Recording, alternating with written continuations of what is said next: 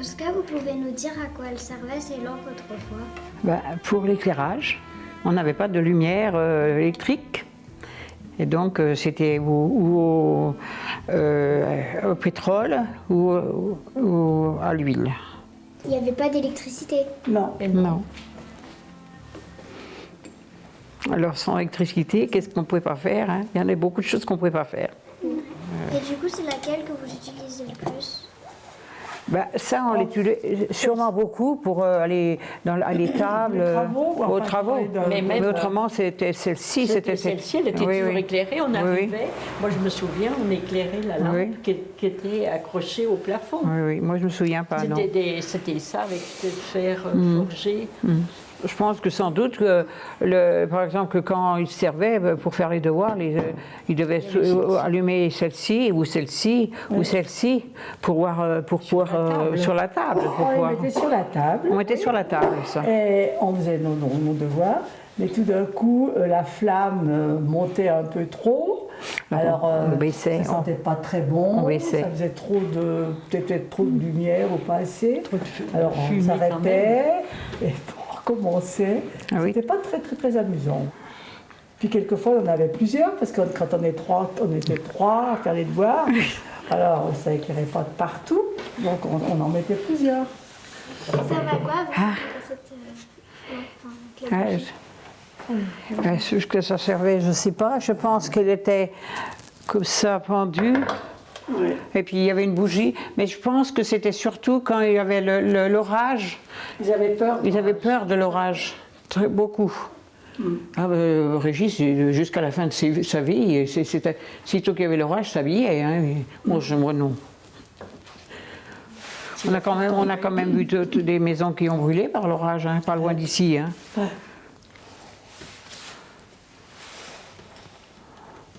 Chez Raymond. Oui. La lanterne, ça on disait la lanterne. Oui, là c'était la lanterne. Oui, la lanterne, ça on disait la lanterne. Oui. Allez, où c'est qu'il y a la lanterne? Oui. Et puis ça c'était pour aller avec les bêtes pour aller pour aller au marché. Oui, pour aller au marché. Oui, ils prenaient leur lampe. Ouais.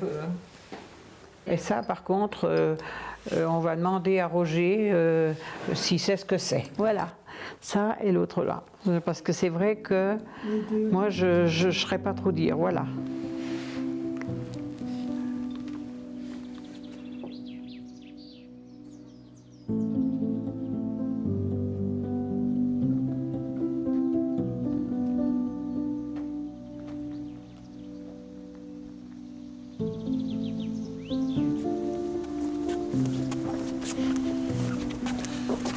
J'en ai marre de marcher. Il fait trop chaud et j'ai des ampoules aux pieds. Mais bon, ça peut avant. Elles allaient tous les jours à pied à l'école. Oui, mais elles avaient aussi des vêtements de laine, des sabots en bois. Et puis en plus, c'était lourd. Elles portent aussi du bois, du lait. Attends. Tourne-toi pour voir. Voilà, attends. Allez, on peut y aller. Je suis prête. On n'est pas bien là. Allez, on doit aller voir Roger. On se dépêche, hein.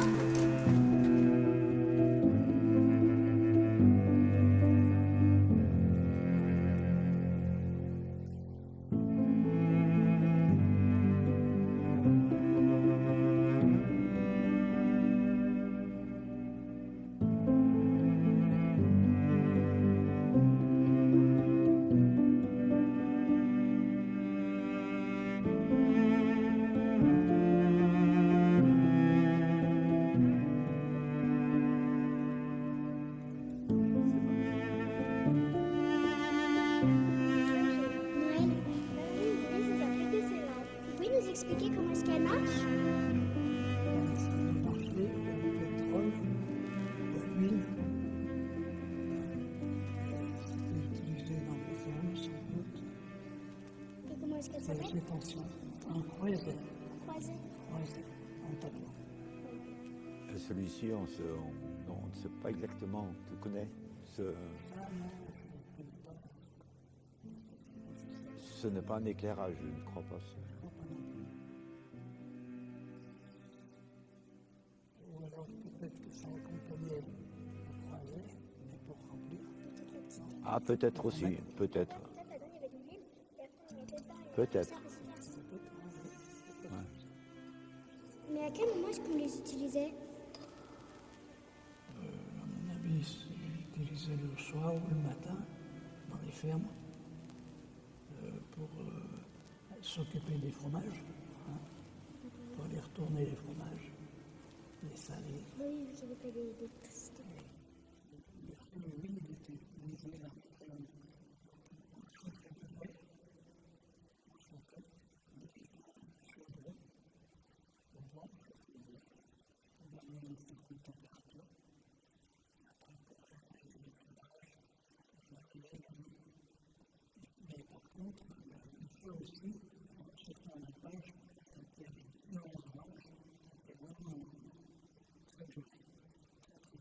Et souvent, dans beaucoup de familles, quand il y avait des orages, ils prenaient tous les enfants, ils les habillaient, ils les faisaient lever, même en pleine nuit. Les enfants étaient prêts à partir si jamais la foudre tombait sur la maison. Dans beaucoup de familles, tous les enfants, même s'il y avait 7-8 enfants, ils étaient tous debout, habillés, prêts à partir. Et quand l'orage s'arrêtait, bon, ils allaient se coucher, mais ils se levaient, ils étaient prêts à partir.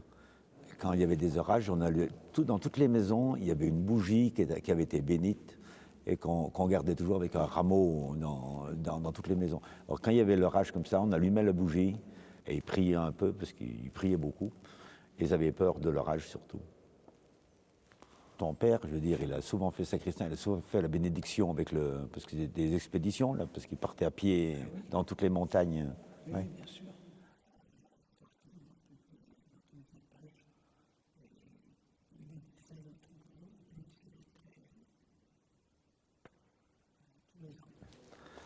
Bon, alors si vous voulez voir des lumières, quelque chose de joli, vous venez avec moi, je vais vous faire voir quelque chose. Venez.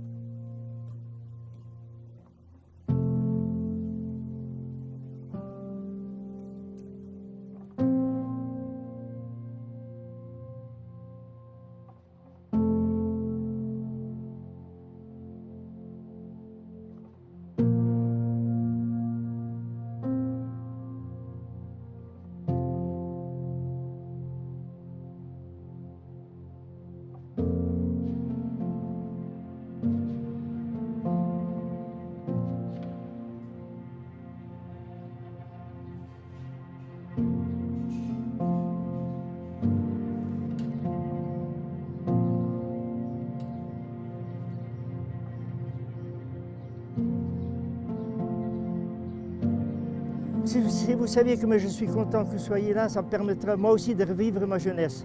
Et c'est important, c'est quand on arrive à un petit âge, il faut repenser à notre vécu. Et je suis là pour ça, pour vous expliquer comment on vivait quand on avait votre âge.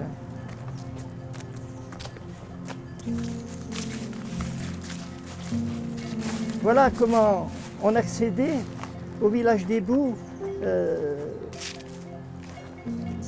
Parce qu'il n'y avait pas toutes ces grandes routes, il y avait uniquement cet accès-là, vous voyez, cet accès-là, voyez, qui partait du pont de Venay, parce qu'il n'y avait pas de route depuis le pont de Venay. Voilà, alors cette route-là, elle partait du pont de Venay, pratiquement du Chinaillon, et elle montait tout au travers des villages, elle passait vers les maisons, là, vous voyez, vers la maison, il y a encore le tracé, et puis depuis là, on montait au village des Boues. Et il n'y avait pas de route goudronnée, il n'y avait rien du tout. Hein. Il y avait des routes caillouteuses, et tous les véhicules étaient équipés de roues en rayon en bois et avec ferrées autour, elles étaient ferrées. Alors chaque caillou était un obstacle. Pour pouvoir arriver jusqu'au bout, c'était déjà toute une expédition.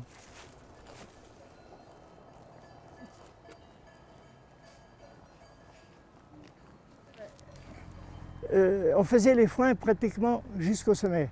chacun avait une parcelle de terrain qu'on était tenu à faucher, puis c'était une nécessité, parce que n'ayant que 3 ou 4 hectares de terre, chaque tour de pairie et tout ça était fini avec la petite faux, à la serpette, je ne sais pas quel outil il fallait employer là.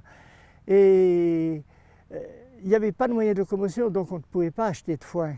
On n'aurait pas eu la possibilité de les payer parce qu'on n'avait pas d'argent. Et alors, on fanait pratiquement jusqu'au sommet. Et celui qui finissait pas sa parcelle était déconsidéré. C'était un gros feignant. Et mon Dieu, on était épuisés, mais on ne connaissait pas le mot fatigue. Il y avait l'enthousiasme du travail, on était content d'avoir fait tant de travail dans la journée, c'était un enthousiasme de vie. Notre base de vie était le travail et non pas les loisirs. Ça a presque changé. Hein. Et chaque journée, on devait accomplir quelque chose pour avoir une paix intérieure. C'est important ça, de trouver la paix dans le travail. Hein, ce n'est pas la revendication, c'est la paix chez nous, hein, notre génération. On avait la faux, on avait le râteau et puis la corde. Et puis le courage, c'est important. C'était une obligation de travail, une obligation de survie. C'est terrible. La base de notre vie était une nécessité.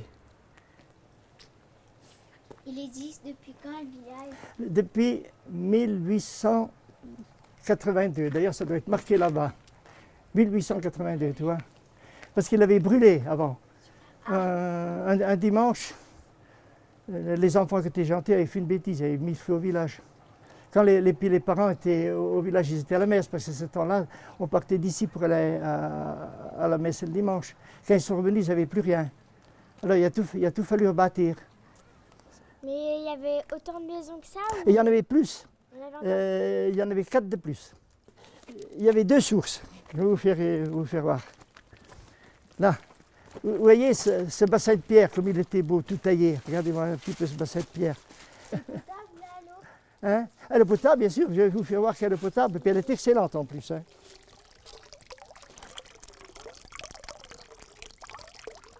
En plus, elle est vraiment bonne. Écoutez, elle a les mêmes qualités, d'après des analyses, elle a les mêmes qualités que l'eau d'Évian. Et il ne faut pas oublier qu'on vivait, dans ma jeunesse, dans notre jeunesse, on vivait comme au Moyen-Âge. On avait exactement les mêmes activités, il n'y avait pas eu d'évolution. Et on s'éclairait déjà avec la lampe à huile, ce qu'on appelait le Kreuzer. Le Kreuzer, c'était un petit ustensile où il y avait de l'huile et puis une mèche. Et après, on a eu la lampe à pétrole. Le pétrole, tout le monde sait ce que c'est maintenant. Vous savez, on avait déjà des sabots, tout ça. Et bien souvent, moi je me rappelle, l'été, on marchait pieds nus, là. Tout l'été, on marchait pieds nus, on n'avait pas de... Et à un moment donné, le cal se fait autour du pied qu'on ne sent même pas qu'on marche pieds nus. Enfin, ça, c'était peut-être un peu extrême, mais enfin, c'est vécu quand même. Quand l'électricité est arrivée ici? Elle a dû arriver dans les années 1970. Parce que quand ils ont voulu l'installer, il y avait le premier adjoint qui était du village d'Ibou, il avait refusé l'électricité, le risque d'incendie. Alors on n'a pas eu d'électricité parce que cette personne avait décidé qu'il était un notable puisqu'il était premier adjoint. Et alors ça a retardé l'arrivée de l'électricité. C'est là que j'ai appris à jouer de l'harmonica. Alors c'est quelque chose ça. Et tous les soirs, tout le village se rassemblait là parce qu'il y avait la proximité du bassin. Et puis, c'était un endroit convivial, hein, c'était le centre du village. Alors, on chantait parce que des chants qui étaient... Parce qu'il n'y avait ni radio, il n'y avait rien du tout, il n'y avait pas de radio. Alors, c'était des chansons transmises de génération en génération.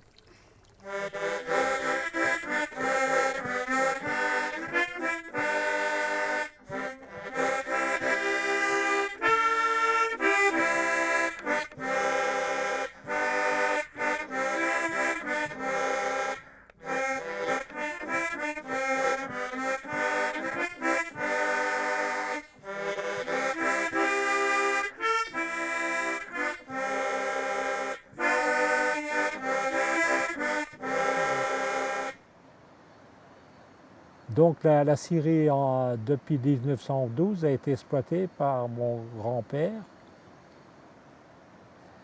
et ses deux frères jusqu'en 1930 à peu près. Et donc après, mon grand-père, il a eu 4 garçons qui sont travaillés à la scierie. Et en 30, il a commencé à faire sa maison d'habitation, qu'on ne voit pas sur les photos. Tu vois, la photo là, on ne la voit pas. Et maintenant, c'est celle-ci, là, la maison.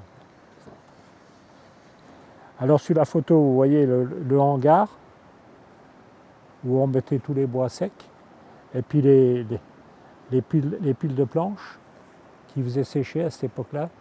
Ils vendaient le bois qu'il fallait qu'il soit sec. Il y a les doigts qui partaient des fois.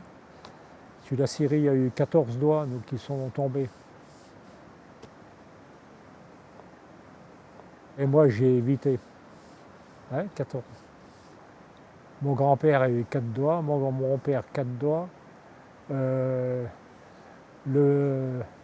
Mon grand-oncle qui était boulanger, il a eu 2 pouces. 2 pouces. Et un oncle qui a eu 3 doigts, je crois. C'est le dernier qui s'est fait, Paul, c'est le dernier qui s'est fait couper les doigts. La scierie devait tourner avec une roue, certainement. Donc, comme il était moderne, il s'est tout de suite branché avec des turbines, 2 turbines, et puis pour faire marcher la scierie. Et ensuite, il a offert l'électricité, comme on faisait déjà l'électricité pour la maison. Donc après, il a branché il a demandé au village pour alimenter le village. Les lumières vacillaient un peu parce que donc dans la réserve d'eau, il y avait des grilles. Et au moment de l'automne que les feuilles tombaient, l'eau emportait les feuilles et puis elle se mettait contre les grilles. Alors la lumière, l'intensité baissait. Alors avec un râteau, il fallait enlever les feuilles pour que ça redevienne un peu plus clair. Ce qu'on peut dire, c'est que les personnes qui habitaient le Grand Bornand ils ont vu ce que représentait l'électricité pour le chez-soi, pour la maison. Parce qu'il y en a qui pensaient que l'électricité serait l'occasion d'incendie. C'était comment dirais-je, c'était un produit qui n'était pas sûr, pas fiable. Oui, c'est-à-dire c'était pas sûr, c'était peut-être sûr, mais les gens ils craignaient quand même. Ils craignaient au feu.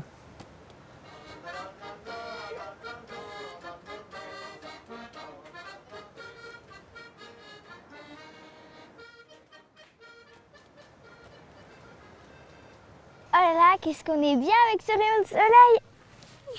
Ah, je crois que là-bas, il y a les nuages qui arrivent. Hein.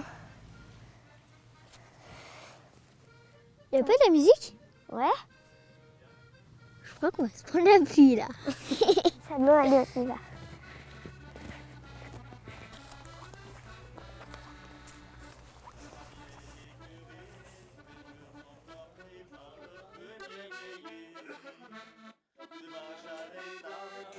Ah bah tiens, on a 2 chanteuses en plus, là, ça va bien. Mais si la vie moderne devait trop me blesser, Chanel ton doigt de l'ose saura me protéger. Chanel ton doigt de l'ose saurait me protéger.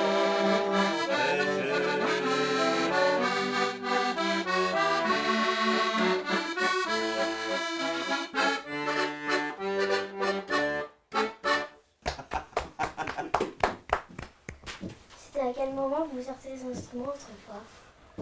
C'est surtout le dimanche après-midi. Oui, dimanche soir. Dimanche soir, oui. Ouais. Dimanche Ou des fois soir. dimanche après, aux années, ils faisaient, Oui. souvent ça jouait là, fait. tous les jeunes allaient à des endroits où c'était pas le bal, mais bon, c'était le seul jour où ils travaillaient pas, je veux dire. Ah bah non, pas le dimanche. Dimanche après-midi, donc les jeunes, ils se réunissaient peut-être l'après-midi et le soir. On sortait, on faisait le tour des montagnes, lui il avait l'accordéon, on chantait. Oui, chantait, moi je les accompagnais. Et on passait à peu près tôt au dimanche en faisant les maisons et en jouant et en chantant. Et pas de boîte de nuit. En buvant peut-être quelques verres, ça, pour le contraire. Ouais. Et il y avait la télé avant? Ah, Oh, la télé, elle est venue, bon, ça dépend où. Hubert, nous, on l'a eu en 68. Et en noir et blanc. Hein. Et il n'y avait qu'une chaîne. Donc tu ne pouvais pas zapper. Je vois, il y a beaucoup de maisons. Là, fallait vraiment, pour voir l'image, c'était tout zébré, mais c'était tellement nouveau que tout le monde regardait, même l'image maintenant. Même si c'était pas toi, quand tu ne branches pas l'antenne actuellement, il y en a qui regardaient ça parce que c'était tout zébré, mais ils entendaient, il y avait le son, puis il y avait un peu de lumière. Alors, puis je vois toujours, j'allais voir chez Brick, à côté de chez eux, là, une télévision, mais tu voyais un Z, je veux dire, tout zébré, ça bougeait, mais puis tout le monde regardait et écoutait. Bon, c'était une radio, mais avec un peu d'animation, quoi. Mais... Ah ben avant, il y avait la radio. Hein. Mais avant, les premières, c'était des grosses radios, comme j'ai ici, là. Les grosses radios, c'était sous courant. Et après, c'est venu des transistors, mais comme on dit, les transistors, c'était plus petit, mais avec une grosse pile dedans qui était dedans. Ils allaient mieux parce qu'on pouvait les prendre dans les fermes, ils les prenaient pour aller à l'écurie, pour aller traire. Tandis qu'avant, les autres, c'était fixe. Donc, puis c'était sur le secteur. Ouais, il était sur le secteur. Ouais. Donc, par contre, t'avais quoi comme radio? On avait Radio Sotance. Nous, on prenait Radio Sotance. Regarde comme elle était. Alors, il y avait la puissance. Là c'était où il y avait le micro. Et puis, on tournait les boutons. Donc ça, on ne pouvait pas l'avoir l'été parce que dans les montagnes, il n'y avait pas d'électricité. On l'avait que l'hiver. Mais on entendait bien ça. Oui, c'est bien. C'est comme la télé maintenant, quoi. Mais sauf qu'il n'y avait pas d'image. Mais à la radio, c'était beaucoup des chansons qui passaient ou c'était... Il y avait beaucoup... Nous, on écoutait... les anciens, ils écoutaient les informations. Parce que personne ne savait ce qui se passait. Il n'y avait pas la télévision, je veux dire, pour savoir ce qui se passait dans le monde. Donc, c'était à la radio. Puis après, les chansons, on les apprenait à la radio. Hein. Mais tout le monde en avait des radios Ah non, au départ, il y en avait quelques-uns qui avaient des radios. Et ceux qui avaient des radios, souvent, ils ouvraient même la fenêtre. Ou quand la fenêtre était ouverte, les voisins, ils allaient à la fenêtre pour écouter la radio, parce que pour eux, c'était vraiment nouveau. Eux, ils avaient juste le journal, et encore le journal, c'était un journal local, je veux dire.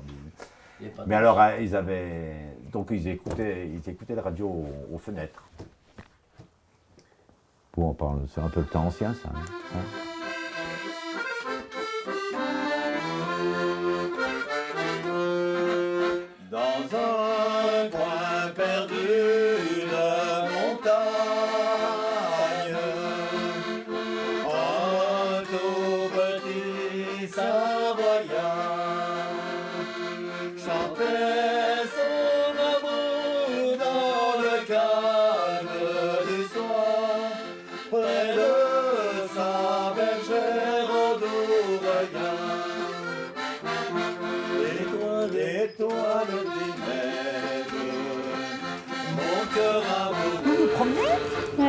Où c'est que vous allez? En fait, on fait du tricot et on aimerait bien prendre le point à l'envers. Alors, vous avez déjà tricoté? Oui. Qui c'est qui vous y a appris? Ma mamie. Et moi, ma maman. Et puis toi, qui c'est? Ma maman. Ah, c'est ta maman? Oh, bah alors, on va les tricoter à l'intérieur. Ouais.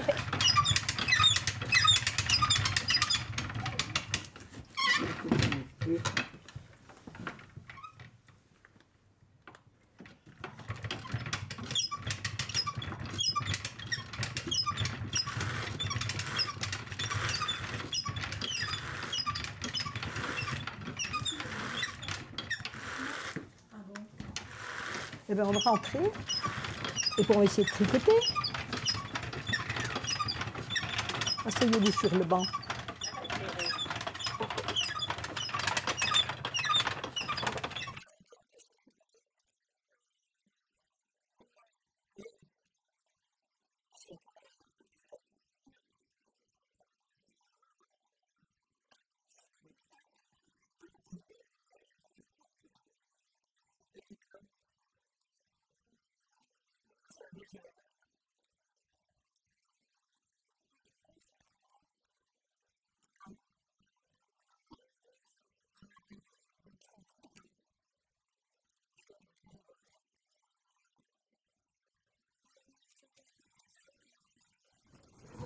Bon, je crois une fois, c'était une fois. Souvent. Oui, mais automatiquement on venait à l'écurie après qu'on avait tout fait. Oui, on venait quand même à l'écurie. Ah oui, oui, quand on avait fini notre ménage. C'était là que ça se tenait. Ah oui, oui, on ne restait pas à la cuisine, il faisait trop froid. Mais vous parliez bien quand même en disant demain on va peut-être faire la lessive, il va faire beau, le printemps arrive. Parce que c'était la grande lessive, le printemps. Ah ben oui, oui, oui. Non, c'est qu'il y en avait un paquet. Ben oui, oui, oui, oui. Alors tu préparais bien quand même déjà. Les cendres, tout le bazar. Les cendres, le... Mon Dieu, il fallait y refaire. Oui. Il fallait y refaire. Et ben moi je me rappelle, j'ai vu passer, il y en avait un fil de... Ah bah oui. Ou alors après, si ceux qui avaient des champs, ils les mettaient sur l'herbe. Sur l'herbe. Oui, moi je me rappelle chez nous, ils mettaient le poteau là, derrière le jardin, presque jusque chez les Suisses. Elles étaient fières quand elles avaient fait la lessive. C'était blanc. C'était bah blanc. Oui.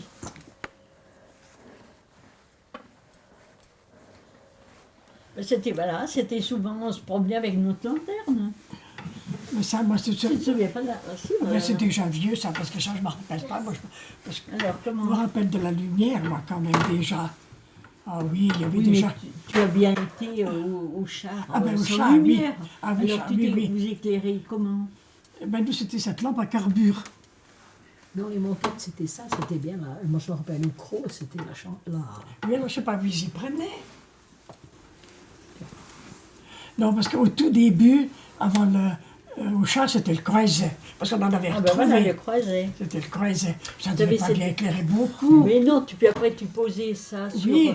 Ou alors, il y en avait un qui il avait un petit trou, tu l'accrochais à un clou. Ah oui, voilà.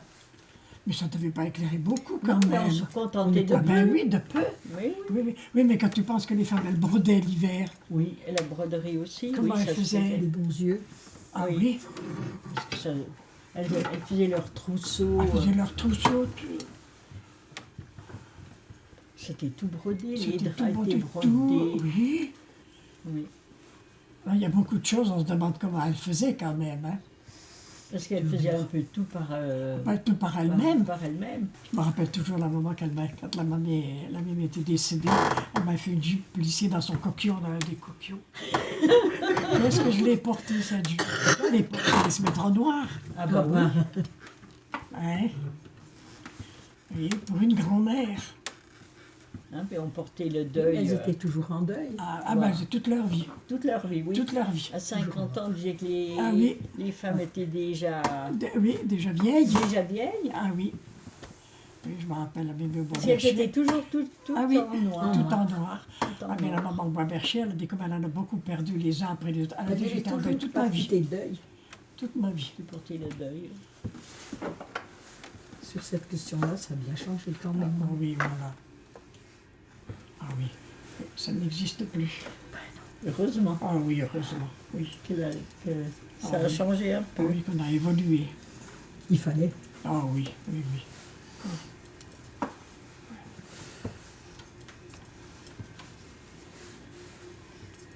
Parfois, c'était une autre vie. Quand ils étaient tout petits, vous les mettiez à l'écurie? Vous venez avec le berceau à l'écurie? Non, vous les mettiez dans la chaise. Non, moi je les ai jamais mis à l'écurie, non. Non, ben non, parce que tu en avais déjà deux à la fois. Oui. Non, je les laissais bien. Tu les laissais en cuisine? Je laissais surtout au pays. Ah, ok. Ça faisait meilleur. Meilleur, et puis je les avais moins sous les pieds. C'était moins dangereux. Surtout qu'il y avait encore Chantal devant. Ah ben Chantal, j'avais que 2 ans. Ben oui, justement. Et 2 ans. Ça t'en faisait 3 là. À peu près les jumeaux, ils avaient 14 mois quand Joël est arrivé. Oh, d'accord. 4 ans, 3 ans. Alors c'était au pays. Ah oui, au pays. Alors pour les donner à manger, comment tu faisais? Ben, après au biberon, On leur a donné jusqu'à... Après ils les calaient sur l'oreiller, puis ils calait mangeaient un tout seuls. oreiller? Oui, Ils se débrouillaient tout seuls. Ils se débrouillaient tout seuls. Oui. Ils sont toujours là, c'est bien que ça a marché.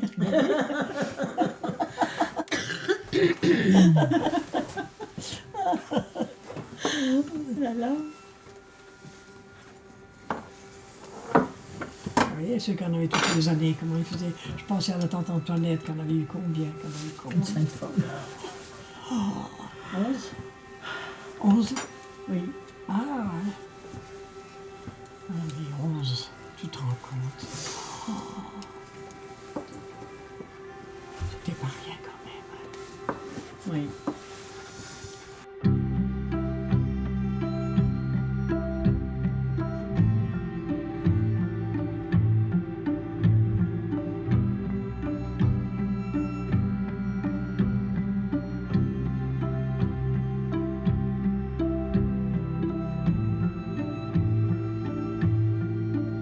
Moi, je suis très content d'être ici parce que dans les années 55 jusqu'à 60, mes parents avaient l'alpage du Fenil qui est dessous et je passais tout l'été à la montagne.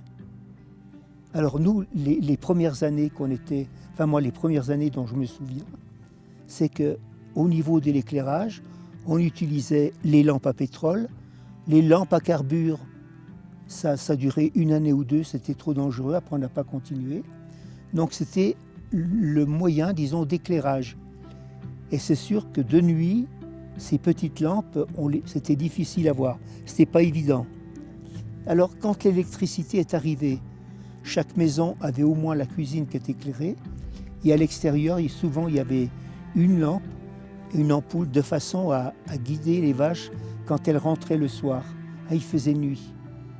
Alors après, donc, on voyait les chalets un peu partout qui étaient allumés. Donc ça donnait une sensation de vie. Mais toi, qu'est-ce que tu en gardes de ton enfance ici? Je garde plein de choses, Et entre autres choses, c'est la beauté de l'environnement, hein, la beauté. Il nous invite à regarder, disons, autrement, Et c'est de là que c'est parti, le côté, je ne sais pas comment on peut l'appeler ça, mais je donnais une valeur à l'environnement. Il m'arrivait donc de regarder la pointe percée puis la chaîne des Aravis. Et c'était joli à voir. Hein, c'était joli à voir. C'était une autre façon de regarder l'environnement.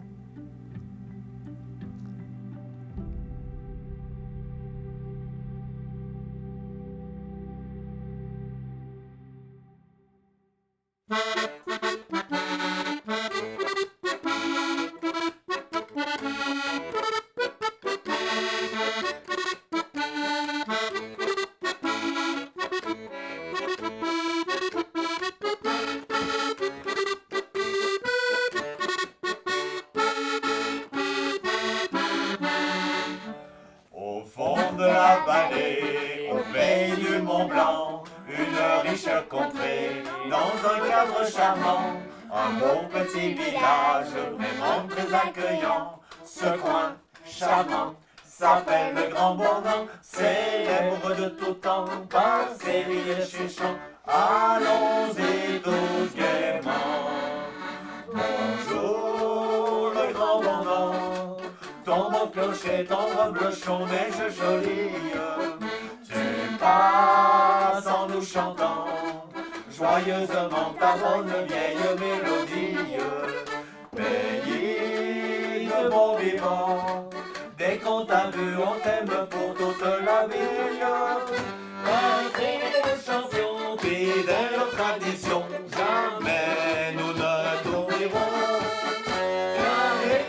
souvent de coins plus accueillants que d'autres grands moments. Maintenant c'est Siri pleure. Bon, allez.